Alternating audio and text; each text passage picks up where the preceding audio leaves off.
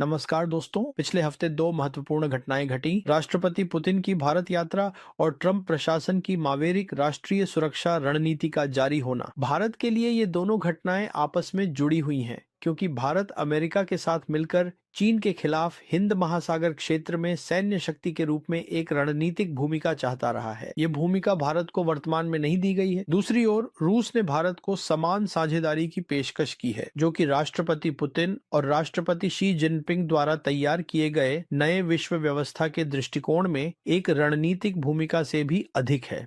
और इस वर्ष राष्ट्रपति शी जिनपिंग ने इसे वैश्विक शासन पहल कहा है। भारत इस भूमिका को नहीं चाहता इस नए विश्व व्यवस्था में समान भागीदार बनने के लिए, क्योंकि मोदी सरकार चीन के साथ सामान्य संबंध नहीं रखना चाहती। तो मैं इन सब पर चर्चा करूंगा, लेकिन चूंकि ये दोनों विषय बहुत व्यापक हैं, इसलिए मैं अपनी बात को केवल इन दोनों विषयों के प्रासंगिक हिस्सों तक ही सीमित रखूंगा। तो आइए मैं अमेरिका की राष्ट्रीय सुरक्षा रणनीति से शुरू करता हूँ। ये दो भागों में है। एक है ट्रंप की विरासत और दूसरा है ट्रंप की विदेश नीति। जो स्पष्ट है यह कि राष्ट्रपति ट्रंप के लिए विरासत उनकी विदेश नीति से कहीं अधिक महत्वपूर्ण है और वे शांति के राष्ट्रपति के रूप में याद किए जाना चाहते हैं। एक ऐसे राष्ट्रपति के रूप में जिन्होंने युद्धों को समाप्त किया और कोई नया युद्ध शुरू नहीं। और उनकी सूची में सबसे ऊपर जिन युद्धों को उन्होंने समाप्त किया, जिन्हें वे कहते हैं कि उन्होंने 8 युद्ध खत्म किए, उसमें भारत पाकिस्तान युद्ध है, क्योंकि उन्होंने खुद कहा है कि इन दोनों देशों के पास परमाणु हथियार हैं और मैंने ही युद्ध विराम कराया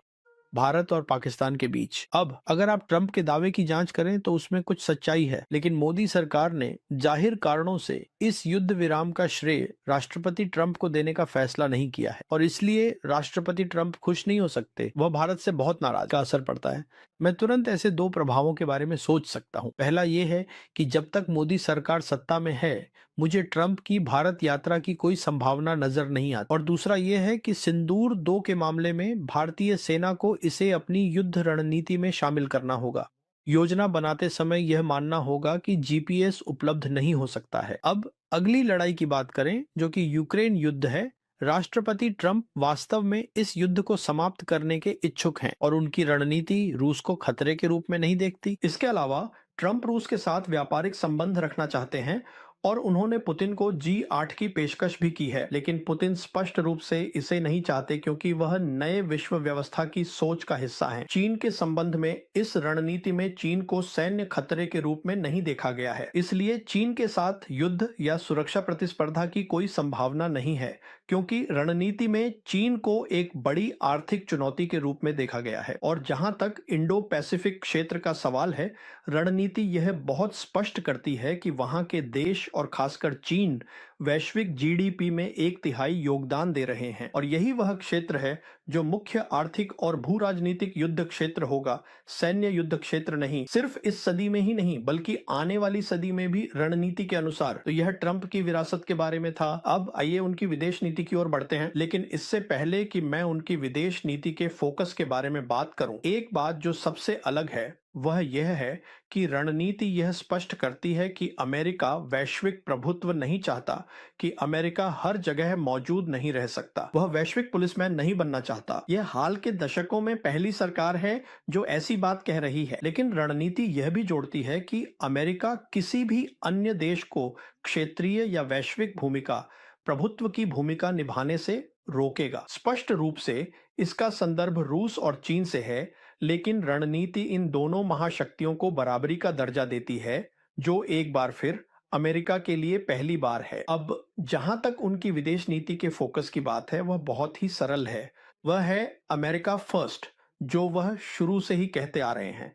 मागा यानी मेक अमेरिका ग्रेट अगेन। इसका मतलब यह है कि अमेरिका को और अधिक सुरक्षित, मजबूत और समृद्ध बनाया जाना चाहिए, कि अमेरिका पृथ्वी पर सबसे शक्तिशाली देश होना चाहिए। और इसे हासिल करने के लिए रणनीति अपने सहयोगियों और साझेदारों की बात करती है, जिसमें भारत भी शामिल है। वास्तव में अमेरिका के उत्थान के लिए अमेरिका के साथ मिलकर बहुत सारा भारी भरकम काम करना। लेकिन जहां तक सवाल है, उनका मानना है कि उन्हें अपनी सुरक्षा के लिए सभी बड़े कार्य, भारी कार्य खुद ही करने चाहिए और अमेरिकी समर्थन पर निर्भर नहीं रहना चाहिए। अब चीन के बारे में, जैसा कि मैंने कहा, चीन को एक बड़ी आर्थिक चुनौती के रूप में देखा जाता है, लेकिन रणनीति यह बहुत स्पष्ट कर देती है कि चिंता भारतीय महासागर क्षेत्र नहीं है, चिंता पश्चिमी प्रशांत है। और ये वही है जो रणनीति में नहीं कहा गया है, लेकिन यह स्पष्ट है कि रणनीति में पश्चिमी प्रशांत ही चिंता का विषय क्यों है, क्योंकि वही पीएलए का होम बेस है।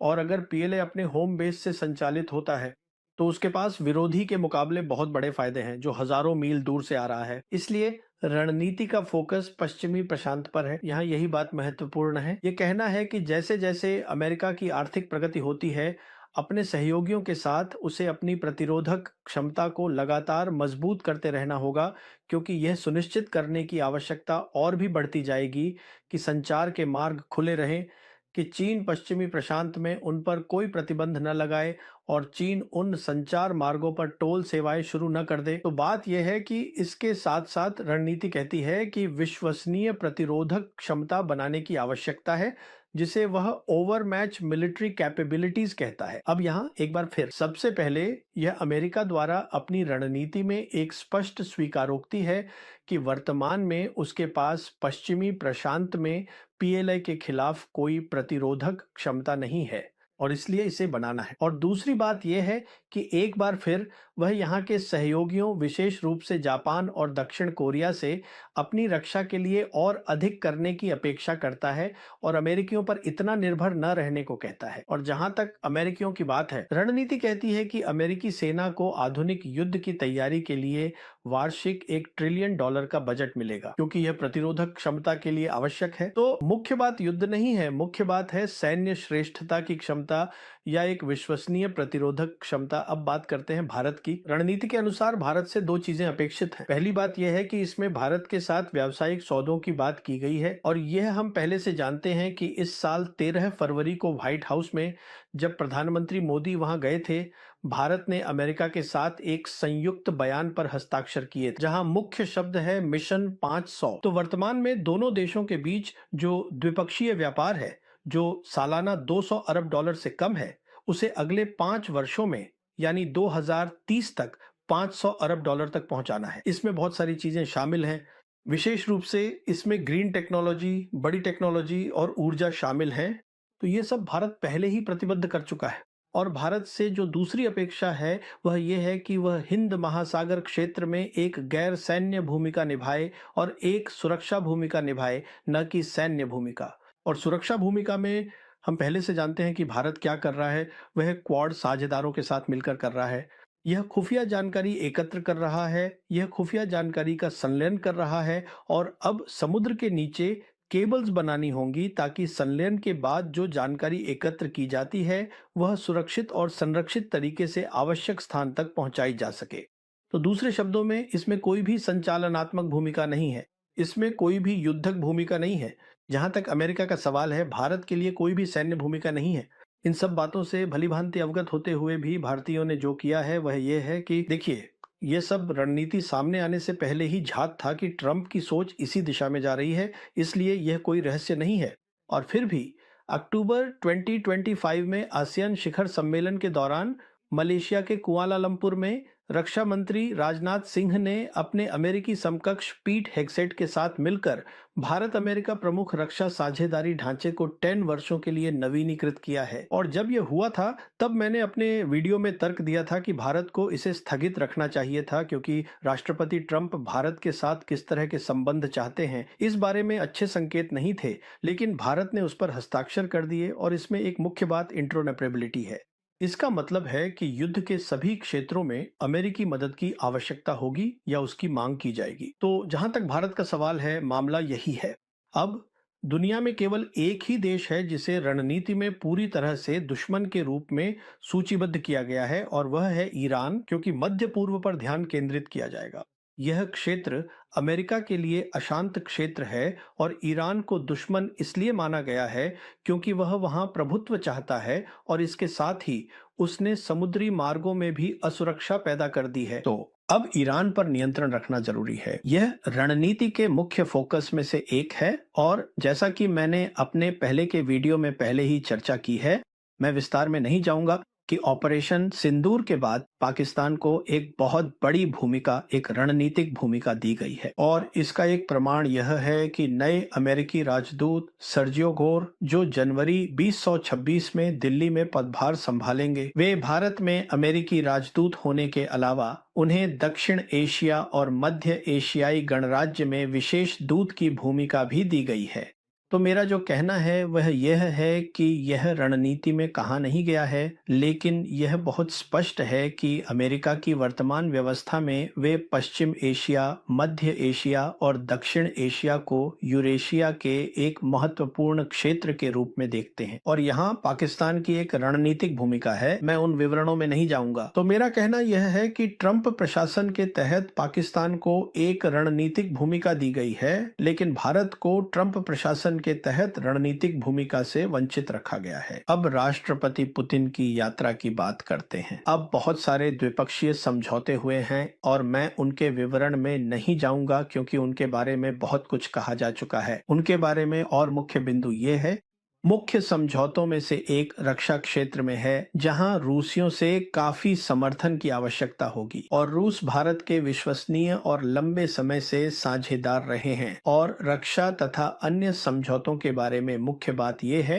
जो राष्ट्रपति पुतिन की यात्रा के दौरान किए गए हैं कि रूस दुनिया का एकमात्र देश है जिसने पहले भी भारत को यह वादा किया था और अब भी भारत को तकनीकी जानकारी देने का वादा किया है। इसका मतलब है तकनीक साझा करना, जो कोई और देश नहीं करता। और दूसरी बात जो भारत ने चाही थी और रूस ने दी है, वह है 2026 में भारत की ब्रिक्स अध्यक्षता के लिए समर्थन, क्योंकि भारत में अधिकारियों की बातों से यह स्पष्ट है कि भारत या प्रधानमंत्री मोदी व्यक्तिगत रूप से चाहते हैं कि ब्रिक्स सम्मेलन हो। 2026 का आयोजन उतना ही बड़ा और सफल हो जितना कि 2023 में भारत में हुआ G20 सम्मेलन था। अब यहाँ रूसियों ने पूरी तरह से समर्थन दिया है, लेकिन रूस जो चाहता है उसी के बारे में मैं बात करना चाहता हूँ। और राष्ट्रपति पुतिन के यहाँ आने से कुछ दिन पहले यह बात रूस के भारत में राजदूत डेनिस एलिपोव ने एक समाचार चैनल को कही थी और उन्होंने कहा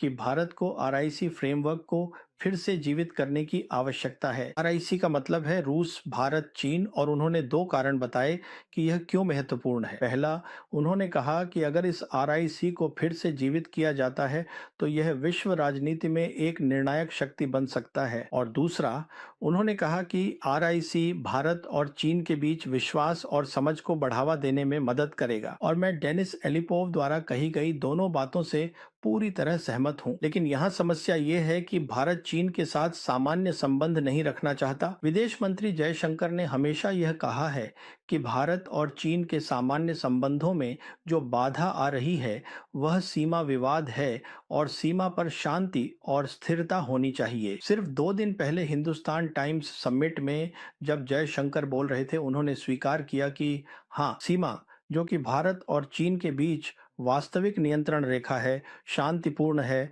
वहां स्थिरता है। लेकिन अब उन्होंने चीन के साथ सामान्य संबंध न होने के लिए अपनी शर्तें बदल दी हैं। यह सब बेहतर तरीके से तब हो सकता है जब भारत और चीन के बीच सामान्य संबंध हों। फिर आधिकारिक स्तर पर दोनों पक्ष बैठकर इन सभी मुद्दों पर आपसी संतुष्टि के लिए चर्चा कर सकते हैं। तो जो जयशंकर स्पष्ट रूप से कहने में हिचक रहे हैं वह यह है कि भारत चीन के साथ प्रतिस्पर्धा नहीं चाहता, क्योंकि भारत अभी भी चीन को एक महाशक्ति के रूप में नहीं देखता है। यह वही बात है जिसे ट्रंप प्रशासन ने अपनी राष्ट्रीय सुरक्षा रणनीति में स्वीकार किया है, क्योंकि भारत देशवासियों को यह आभास देना चाहता है कि उसका उदय चीन के उदय के बराबर है, जिससे वह प्रतिस्पर्धा कर सकता है, जो कि वास्तव में सच नहीं है। यह पूरी तरह से गलत है, क्योंकि चीन का उदय ही वह कारण है जिसने मौजूदा विश्व व्यवस्था को हिलाकर रख दिया है। तो इसके कुछ निहितार्थ हैं और मैं सीधे 3 के बारे में बात करना चाहता हूँ। यह ब्रिक्स शिखर सम्मेलन से संबंधित है। आइए वहीं से शुरू करते हैं। 2026 का ब्रिक्स, जिसके लिए मैंने कहा कि भारत जिम्मेदार है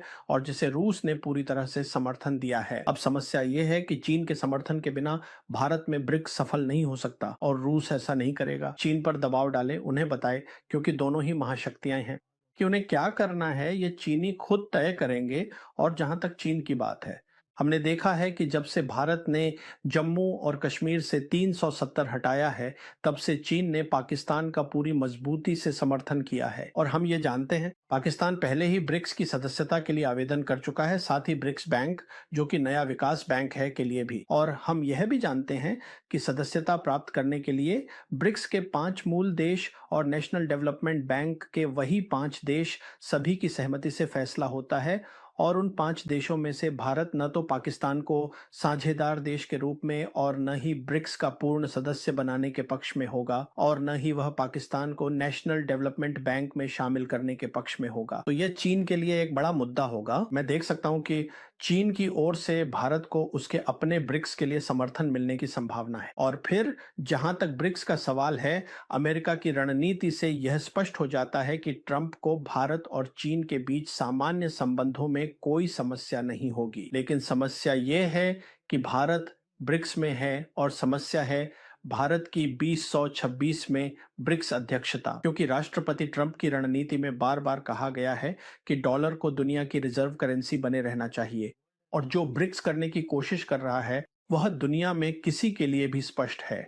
वह डॉलर को बदलना नहीं, बल्कि विभिन्न तरीकों से डॉलर को हटाना चाहता है, और यह राष्ट्रपति ट्रंप के लिए स्वीकार्य नहीं है। तो यह भी ना भूलें कि ऑपरेशन सुंदर फिलहाल रुका हुआ है, और अगर ये रोक हटाई जाती है तो हमें पहले से ही पता है, पाकिस्तान सरकार ने बहुत स्पष्ट रूप से कहा है कि वह चीन के साथ 45वीं पीढ़ी के J-30-35 विमान, KJ-500 एवाक्स और HQ-90 anti ballistic missile system प्राप्त करने के लिए बातचीत कर रही है। तो मेरा कहने का मतलब ये है कि 2026 भारत के लिए एक अशांत वर्ष होगा। अब किसी भी स्थिति में अगर भारत के चीन के साथ सामान्य संबंध नहीं है, तो मेरा मानना है कि भारत की विदेश नीति उस आदमी की तरह होगी जो 2 अस्थिर स्टूल्स पर खुद को संतुलित करने की कोशिश कर रहा है, और वे 2 अस्थिर स्टूल्स हैं अमेरिका और रूस। ये काम नहीं करेगा। तो भारत के पास शांति का एकमात्र रास्ता है, और शांति के कारण ही विकास संभव है।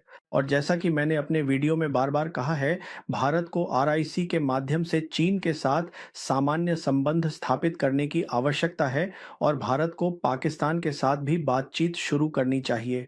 ये महत्वपूर्ण है। लेकिन जैसा कि जयशंकर ने भी कुछ बार कहा है कि भारत का उदय अस्थिरता और उतार चढ़ाव के बीच होगा, तो ऐसा नहीं होगा। तो मोदी सरकार की विदेश नीति निश्चित रूप से सही रास्ते पर नहीं है। बहुत बहुत धन्यवाद।